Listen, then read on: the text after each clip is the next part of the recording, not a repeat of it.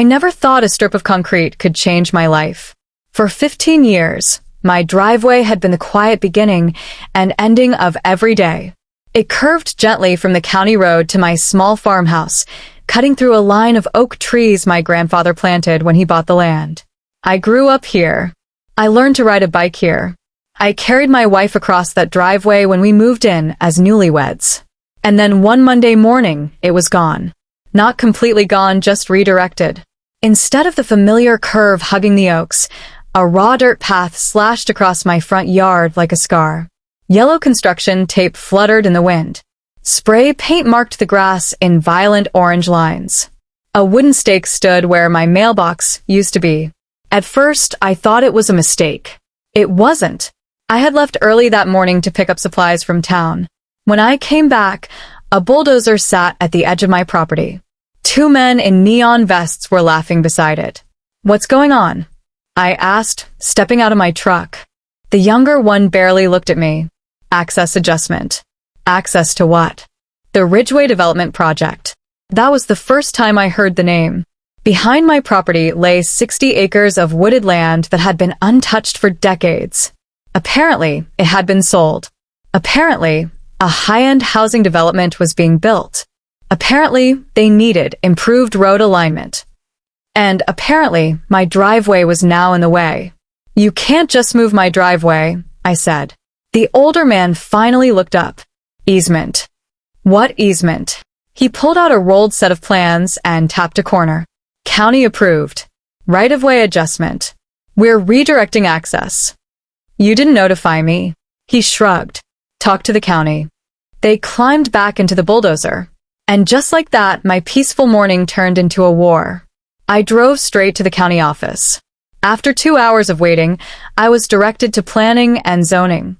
A tired woman with glasses perched on her nose skimmed my address. "Oh yes," she said casually. "That's part of the Ridgeway variance." "Variance for what?" "Road widening." Utility installation. "Access realignment." "You're telling me you approved moving my driveway without asking me?" She hesitated. "There was a public notice." "When?" 3 months ago. I had been in the hospital 3 months ago. My wife had just undergone surgery. I hadn't been checking bulletin boards at the courthouse. Was there a hearing? Yes. Was I informed? There was a notice in the local paper. I don't subscribe to the local paper. I left the office shaking. That evening, I found out who was behind the project, Caldwell Urban Holdings, owned by a man named Martin Caldwell. Caldwell wasn't from here. He was a polished, city-bred developer known for luxury gated communities. He saw forests as future profit margins. I requested a meeting. To my surprise, he agreed. He arrived in a black SUV 2 days later, wearing an expensive suit that looked absurd against the dusty backdrop of my property. "Mr. Harris," he said smoothly, offering his hand. "I assure you, this adjustment is minimal." Minimal. I gestured at the churned-up earth. "You tore through my front yard. It's a minor reroute. We're increasing property values in this area significantly." "I don't want increased property value. I want my driveway." He smiled the kind of smile that doesn't reach the eyes. "Progress requires compromise. Not when it's forced." He sighed. "Look, the easement allows us 12 feet of right-of-way. We've stayed within legal bounds." Legal doesn't mean right. He checked his watch. "If you're concerned about aesthetics, we can lay premium gravel." Premium gravel. That's when I realized something important. To him, this wasn't my home. It was an obstacle.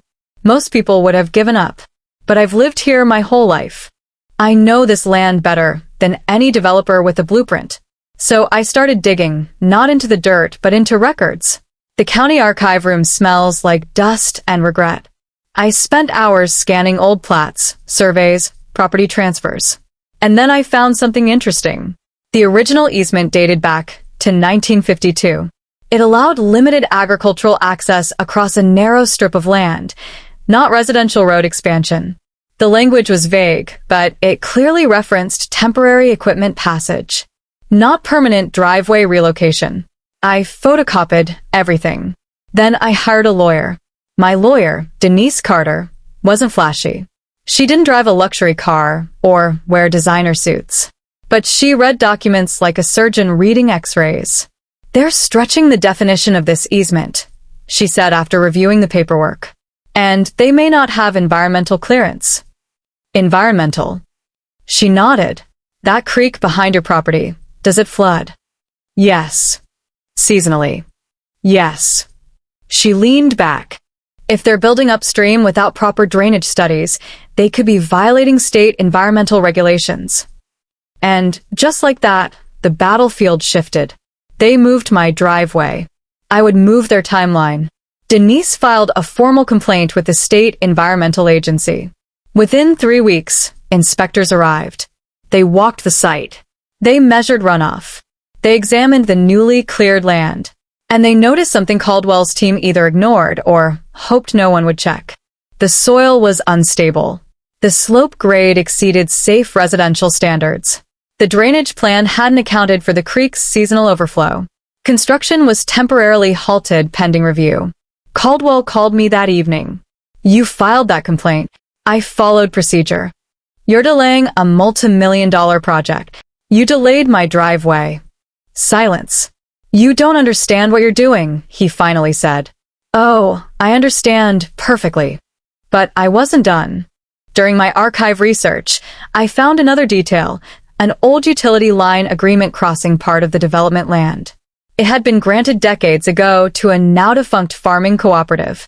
The cooperative may have dissolved, but the utility rights had not been formally terminated.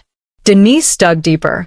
It turned out the easement still legally existed, buried in outdated records.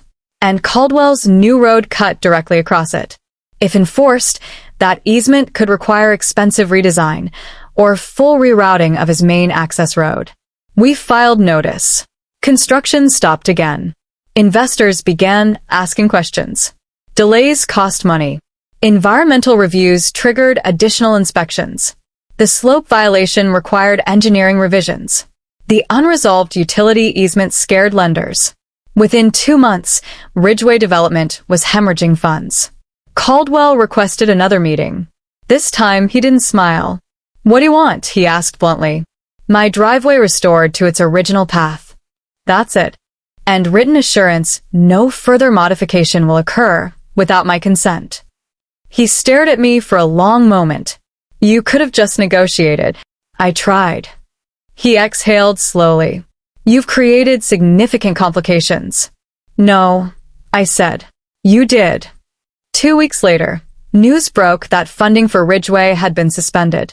Environmental mitigation costs were higher than projected. Redesign fees stacked up.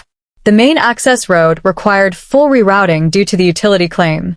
Investors pulled out. Caldwell Urban Holdings quietly withdrew from the project. The 60 acres behind my home remained forest. My driveway was restored, oak trees and all. People in town still talk about it.